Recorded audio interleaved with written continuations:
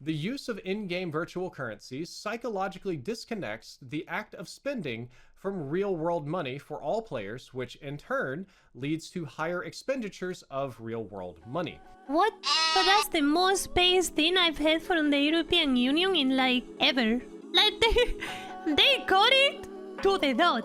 I don't know what the f gonna happen to Fortnite.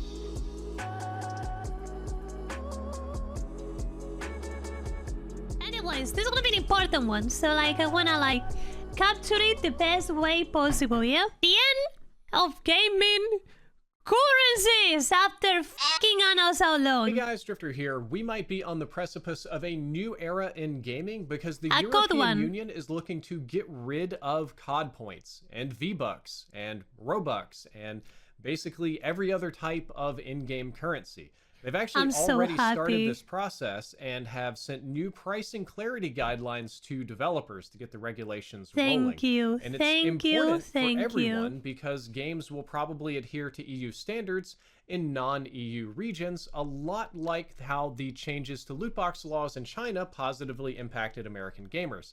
In case you didn't know, China changed the laws to where games published from their region are required to show the probabilities of winning prizes from loot boxes. This is to combat addictive gambling practices.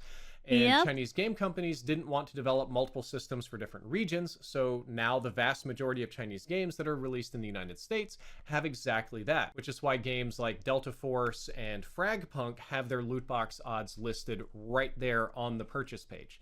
Two games, by the way, that ended up disappointing me at the end, that it started so good, and man, they fell down so bad.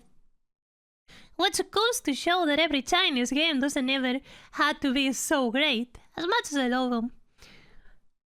So today, we're going to talk about what the problem is and how the European Union plans to fix it. Alright. The problem, in a nutshell, is that video games are using digital currencies to obscure prices, and this practice has been going on for decades, but is only getting worse with time. I want to give you two quick examples, one very basic and one very extreme. The basic example of this problem is actually Call of Duty and its COD points. You can't spend real dollars, real money, to buy Call of Duty operator bundles. You can only buy them with COD points.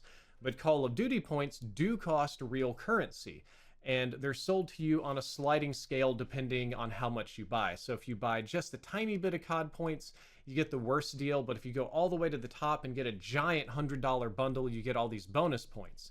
It's so Thus making it mentally difficult to calculate how much a COD point is worth or how much 100 COD points is worth. Then all of the skins are priced at slightly unusual numbers so that you'll never fully spend all of your Call of Duty points and want to buy more to make use of them, and also not have the greatest grasp on how much the skin itself costs. It's just sort of difficult to mentally estimate. This is not a consumer-friendly practice by any means, but this is the industry standard right now. This one is very normal. Basically, every game company on the planet is doing this. A lot of non-game companies are doing this, but it can get a lot worse. Like, for example, the other game I play, Teamfight Tactics. TFT has a battle pass, a seasonal event pass, direct purchases through Riot Points, and direct purchases with Riot Points in their store. And there's all this crazy stuff going on with TFT in particular, like the only way to unlock custom characters with animations is to open loot boxes with very low odds. The loot boxes cost these little blue swirly points. I keep forgetting, but you have to buy the swirly guys with Riot Points, but you have to buy the Riot Points with real money from some region. Then if you spend the blue guys, you can open loot boxes, and after a certain number of loot boxes, you get... Let me guess, this is a mobile game. Realm crystals. Realm crystals can only be spent on lower cost items in the rotating seasonal store, but after spending enough of all of this, you can earn a single medallion.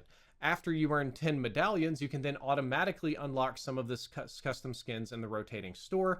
The total price of this would be $500 to $600 depending on the skin, and I had to spend like an hour doing that math. Was it confusing to you? It was so confusing to stop spending money on this game despite thoroughly enjoying the game. Good.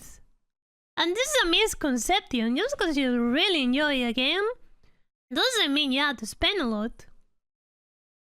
Like, or anything at all. Like, Sure, the skin might be cool, but like, bro, is it really worth your money? Not really. Most often than not really. And you guys will see the difference with me, and I might sound like a hypocrite. I'm not a hypocrite. I'm a streamer, and I'm a content creator. So, like, you see me sometimes spending money on skins. Well, that's because I make a lot of shorts. On average, would you like to see the short of somebody with a default skin or a very shiny one? Like the one I have on Rainbow, you know, the gold one that shines a lot? I mean, let's be honest. You're gonna see the gold one. Of course. Everybody would. So I'm not a hypocrite. So that's the problem. A hypocrite, nutshell. sorry. So let's talk about what the EU plans to do about it. The European Commission is requiring straightforward pricing for all microtransactions, so that instead of seeing how many COD points it makes sense for me, but it won't make sense for you. They want companies to actually show the total monetary amount. So it would be like 1,400 COD points, and then over here it would be like $18.75. You could actually see what the real world price is of the things you're buying. The European Union believes that it's deliberately confusing for customers who are trying to figure out Only deliberately, by the way. real world cost of a microtransaction to have these multiple currencies. And the quote that I pulled from this is, "The use of in-game virtual currencies psychologically disconnects the act of spending from real-world money for all players, which in turn leads to higher expenditures of real-world money." What? But that's the most base thing I've heard from the European Union in like ever. Like they got it to the dot. I guess because they're losing money here. And here's an example of what the Commission wants it So to look like. fucking You can true. see they want to display the in-game currency and the real price side by side. They don't necessarily want the in-game currency to go away. You can still I will take it all away. do that. It's just you have to let customers know what it's really I do think this is really good, by the way, but I feel like the best case thing will be to entirely remove it. costing. Beyond this, if the customer exchanges the points they bought for other points or other in-game currencies, that exchange rate also has to be shown with a local currency figure attached to it. That way you know what you're getting when you buy into the points, how much your cosmetics cost, and how much it costs to get a more premium currency if that's a path the game is pursuing.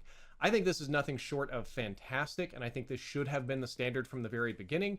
Unfortunately, game publishers operated with essentially no regulations for decades, so of course the suits at corporate level wanted to build the most confusing system possible, because to them it's just a monetary extraction tool. They don't really care about customer sentiment as much as they care about shareholder returns. Next thing the European Union is going to require is for developers to avoid practices designed to hide the cost of digital content, which includes they recommended them not having multiple currencies, which is a tad confusing because the previous section had a bit about I think having a lot of currencies, it's fine if none of them cost real money. Of regulation for multiple currencies if they exist, but it was labeled as a practice to avoid. It was also requested that developers avoid requiring multiple exchanges of different currencies before making a purchase. So maybe you have one currency and a second currency and they buy different things, but you can't trade the two to pool the resources together and efficiently go buy another thing. This section more or less seems to exist to avoid companies making a workaround for the previous section.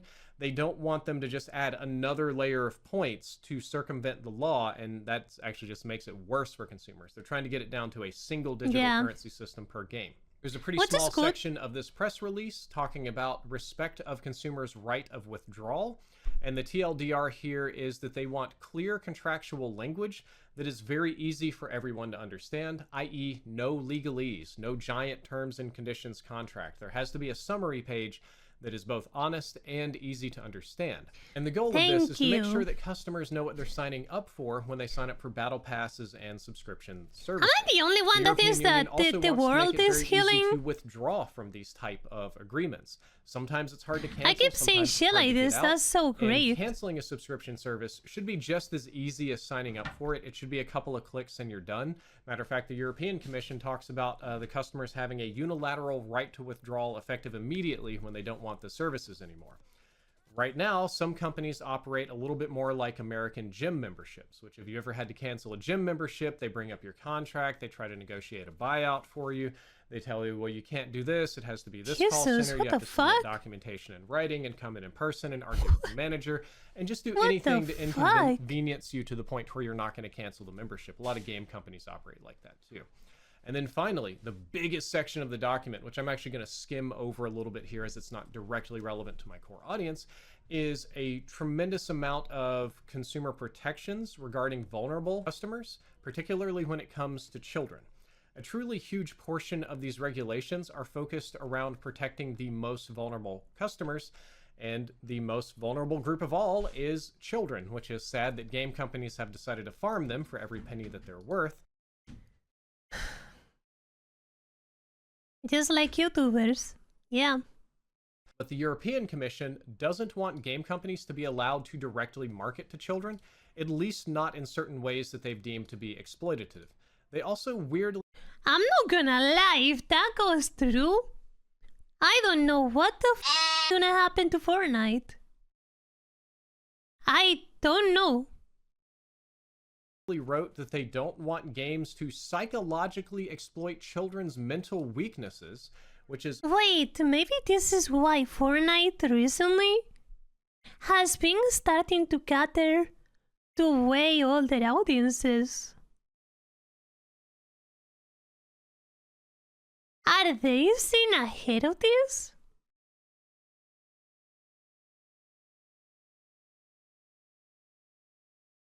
Man, very distressing. Maybe that was a they know problem to begin with, something. and a widespread problem that millions, hundreds of thousands, maybe people around the world, game developers and publishers sat down and said, you know what?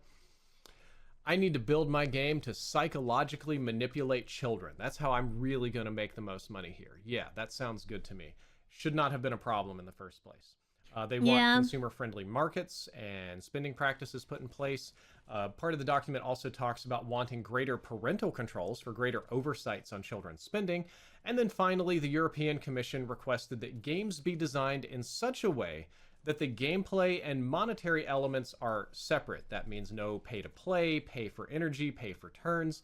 And they don't want the games designed in such a way that it's not fun or not playable if you're not spending money. I think all of this is great. I really hope that all of these regulations fully go through and get enforced. Me too. And I hope they do so in such a way that forces game developers to bring these positive changes to America as well.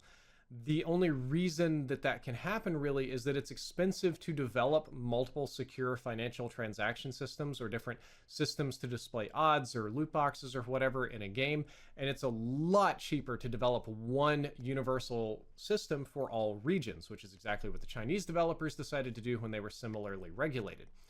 I wish that America cared about the effect of these gaming systems on our children, the dark patterns, the marketing practices, the gamification of spending, the deliberate obfuscation of price, and designing these games to be addictive for kids, like Fortnite. But I gotta be honest, Americans fundamentally do not care about that at all. Really just don't even understand it. The vast majority of people here don't give one flying fudge sickle what Facebook is doing to your children. So I'm going to be so cynical, I won't even outlay hope for the change of marketing or design practices being implemented here, or sales practices, but maybe one day. Guys, that's all for this video. I hope that you enjoyed it. I hope that you learned something useful. If you did, don't forget to like, favorite, and subscribe. Drifter out. Well, I mean, you want me to be honest? Just tweet to Donald Trump. He'll figure it out. But anyways, jokes aside, great video, man. Really explanative. Honestly, I keep seeing the guy with like every clip I see from him, he has like a different skin. On Black Ops 6, I think the game is. Man, Jesus Christ. Talking about all the keep seeing a different skin every single clip. There's the video. You can like it if you liked it. He was a ninja turtle? Oh, I didn't even realize. Jesus Christ. But yeah, no. This is gonna be one of the biggest W's of the EU that gaming has ever seen, or it has seen in a very long time. And I pray to God that it goes through. I really hope so, man. Great video. And what do you guys think?